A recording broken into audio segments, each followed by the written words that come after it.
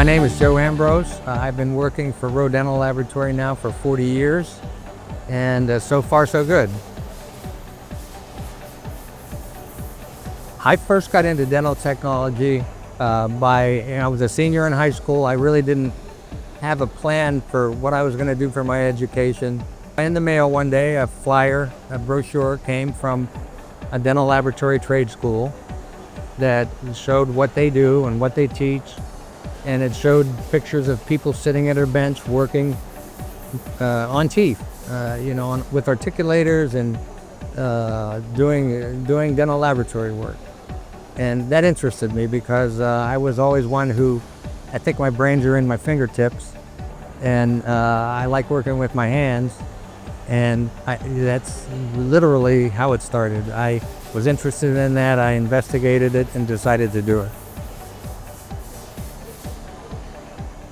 I initially had my own laboratory in Martins Ferry, Ohio, that I owned for 12 years. And in 1985, ROE bought my laboratory. The owner of ROE and myself, we got along well, and he offered me a job here. And I thought about it for a while and decided to take it. Came to Cleveland, worked at ROE ever since. My little lab had 2 rooms. This lab was a big building and a lot of square feet, a lot of people working there. I was impressed with what we did. We did all the restorations. We were a full service lab and still are. There's more things that you have to deal with in a large lab, but that's what I remember most. The smells of it, it was a dental lab, so they all kind of smell the same. We probably have, 2 to 3 times more employees. We have a bigger workplace. Our other lab could fit into one side of this building. This is more modern. Everything is better.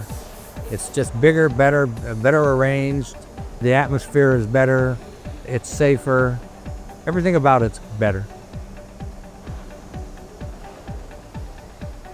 The company culture has evolved in my eyes over the last 40 years into a more intricate atmosphere now. We've broken things down into smaller areas that we focus on, whether it be how we do our work, how we manage people, how we manage workflow, all of those things. And I think it's obviously for the better. We break things down more than we used to try to improve what we do.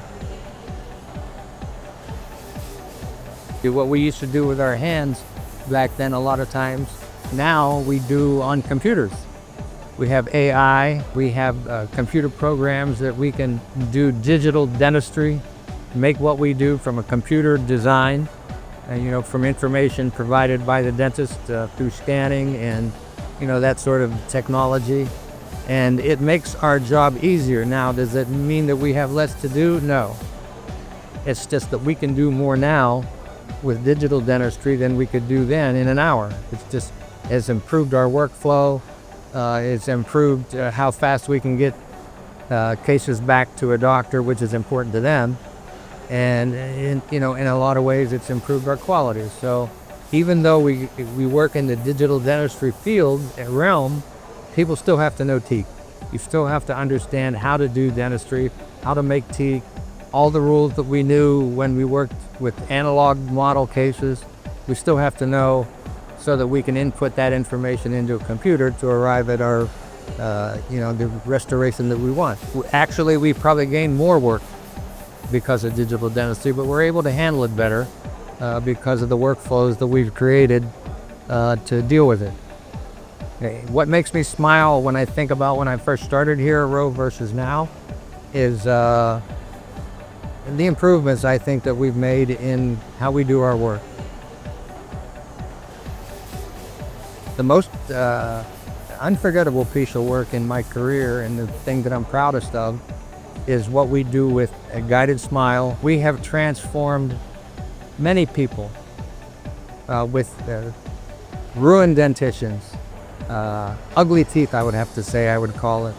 And we've changed them from a mouth that you wouldn't want to look at to perfect smiles. It's the most rewarding thing I've done because, people get these new teeth the same day, and some of them cry, some of them can't believe it. and it changes lives more than I think any other thing we do here at the laboratory.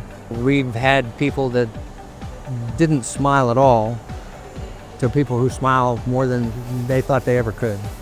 One fellow I remember, he got new teeth, and his comment later on we found out was, I've had my first date in 6 years. So, I mean, that's a big deal for a person. It changes lives. So that's what I'm proudest of. What motivates me after 4 decades is still, as always, being the best that I can be at what I do. It motivates me to help people learn.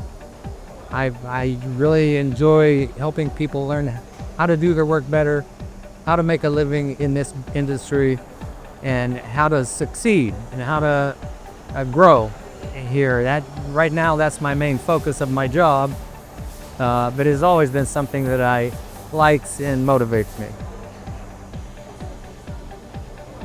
I was heavily involved with Guided Smile and planning implant cases with doctors on the phone, oral surgeons, periodontists, general dentists.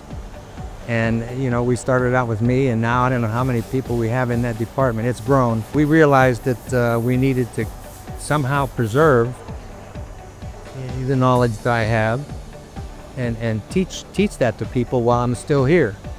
As it turned out, I changed my focus of my work to educating instead of working in the Guided Smile area.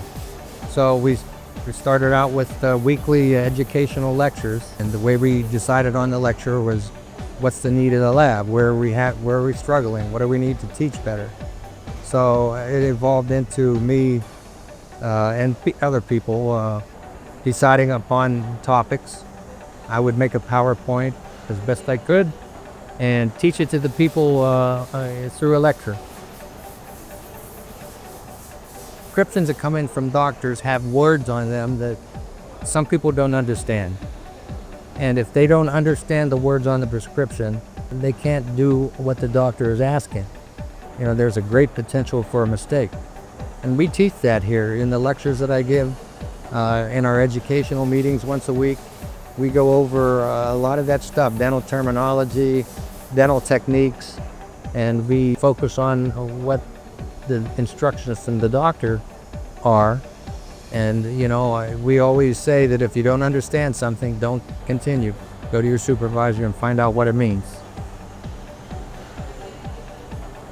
The perfect dentist-laboratory relationship, in my opinion, is based on communication. If the dentist and the laboratory is not on the same page, we can't produce what's best for them, for their patient. We have to know what they want, and they have to understand what they're going to receive. You know, they can't be surprised by what we send them from one case to the next. We have to be consistent. They have to give us the right information, and we have to work together in that respect to make these cases happen for their patients.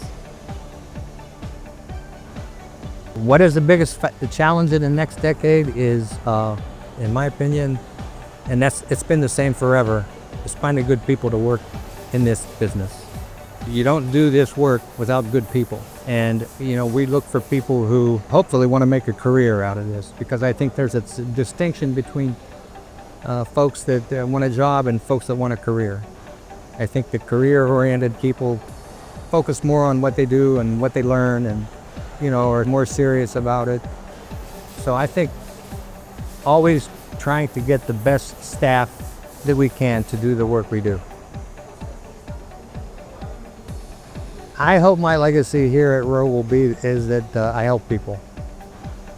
Not about what I did, not about whether I was good or bad, but was I able to help people learn, and was I able to help people learn how to make a living in this business.